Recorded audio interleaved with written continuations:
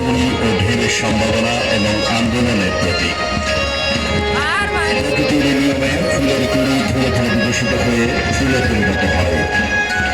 তেমনি আমাদের শিক্ষার্থীরাও জ্ঞানের আলোয় আলোকিত হয়ে বেড়ে ওঠে। আজকের ডিসপ্লেতে আমরা প্রথমে দেখতে পাবো ফুটতে থাকা পদ্ম ফুলের কুড়ি প্রতীকী উপস্থাপন, যা আমাদের সম্ভাবনার ইঙ্গিত দেয়। আর সেই কুড়িগুলো শক্তি ও উদ্যম ঢেউয়ের মতো প্রবাহিত হবে, যা আমাদের সংগ্রাম, পরিবর্তন ও উন্নতির প্রতীক। ঢেউ যেমন অবিরাম বয়ে চলে, তেমনি আমাদের জীবনেও নতুন নতুন সম্ভাবনার সৃষ্টি হয়।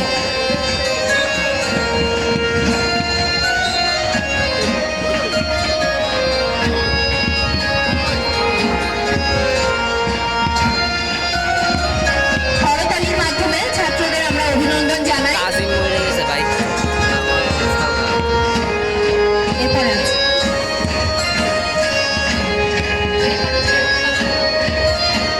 এরা আবার যায় কই?